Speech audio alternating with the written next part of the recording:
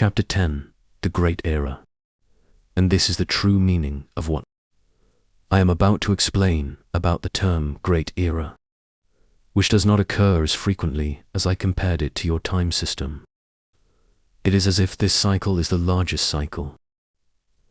If I were to compare it to your clock again, suppose one rotation of the second hand equals 3,600 years on Earth, then time passes until the minute hand completes 60 rotations, which is 1 hour.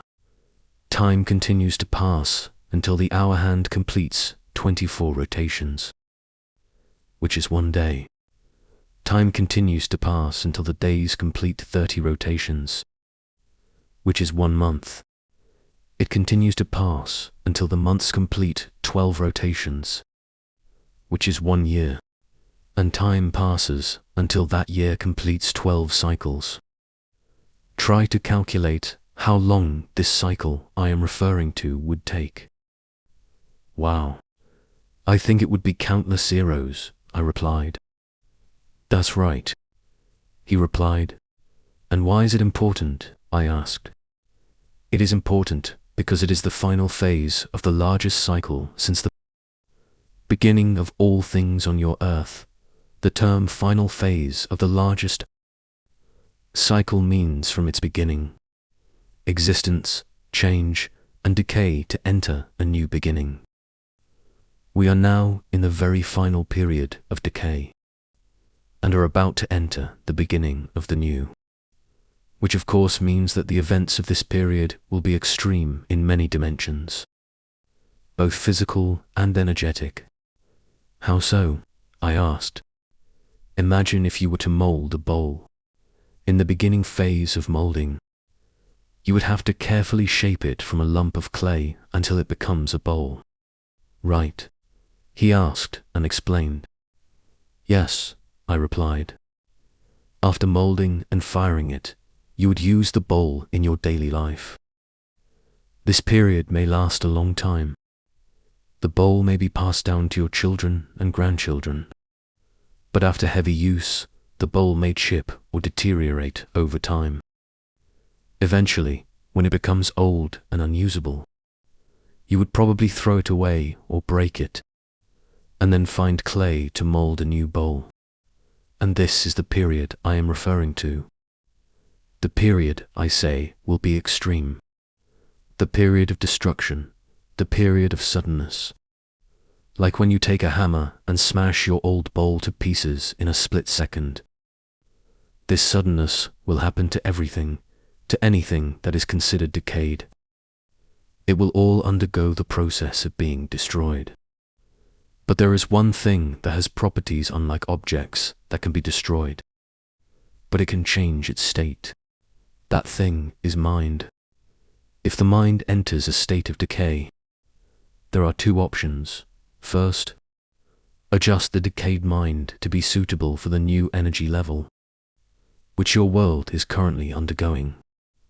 That means everyone on Earth still has the opportunity to adjust their mind to match the new energy level. Everyone? I interjected. Yes, everyone, because it is impossible for a decayed mind to exist in the new energy field and mingle with humans who have undergone adjustment or coexist with newly born humans, with new minds coming into existence for the first time. Why can't they coexist? I asked. To truly understand this, you need to understand the plan of the Lord of Knowledge, the Lord of all things, or what you call God, what his intentions are. His plan, if viewed from a human perspective, may be difficult to perceive because it is complex, but please believe that it will be the most appropriate, even if it may not seem appropriate to humans. I can explain it to you somewhat. Since the beginning of this world, since the first humans came to live on Earth, being programmed with the code of forgetting until the present, God has received experiences through the experiences of all of you. In every role, in every flavor, the overall experience he has received from the plan in the past cycle, he considers satisfactory, because it was his intention to have the worst, most brutal, most painful experience, which he could not find anywhere else in the universe except on this earth. You might call this overall occurrence a dark experience, he explained. But from now on, he intends to receive new experiences, with a new code from those who will create new experiences. If we compare the energy value from the original value of 3, this new energy value will be 6, which is double the energy value. And this is the second intertwined issue that I mentioned to you at the beginning. The new experience he wants is the experience of limitless creation from humans with an energy code, value of no more than 6. He desires to learn with all of you. If we compare it to the image of experience, this would be like the light side. And what do I have to do with this new energy value? I asked. This is what everyone on earth must achieve before the time comes. Otherwise, they will be moved to another place with the same energy value as them, which would be quite sad, because that place will not be a free world like this one. They will be cosmic beings who cannot make any new decisions, and that place may not be very pleasant, he replied. Where is that place? I asked. If I tell you the name of a place you don't know, would you know where it is? He replied. That's true. I replied. Let's just say that place is a planet orbiting a giant sun in a solar system in a galaxy, at the very edge of the cosmos. Let's continue with what I was saying. When I say everyone, I mean exactly that, because this is the last opportunity. But there is still time for humans to prepare and decide. How much time to prepare and decide? I said. To explain simply, to help you visualize. You don't need to change from energy value 3 to 6 immediately. You can change from 3 to 4 and 5 in sequence first. Because this era of the new energy field is still the beginning phase. An energy value between 4 to 5 is sufficient for existence. And what are these energy values 4 and 5 like? I asked.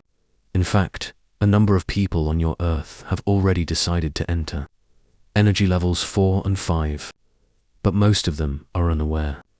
But before you get to know energy values 4 and 5, I think it's better for you to get to know the old energy values called 1, 2, 3 first. He suggested.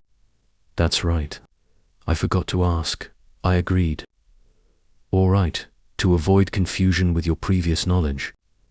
When I call it energy value, it refers to the output that appears as the frequency waves of humans, which are generated from doing things, based on the perception, obtained from your 5 senses, including the processing system from the brain that makes you know what is what to use it for, what you get, what you lose, according to the logic of consciousness at that time, or what you call thinking or thought.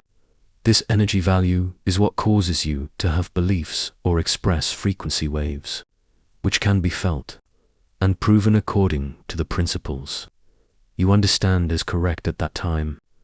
The result of this process is that you are only interested in things that affect you, both directly and indirectly, without knowing or caring about what that thing will affect. If you understand the mechanisms of the universe, you will know that there are many dimensions that you need to understand and pay attention to.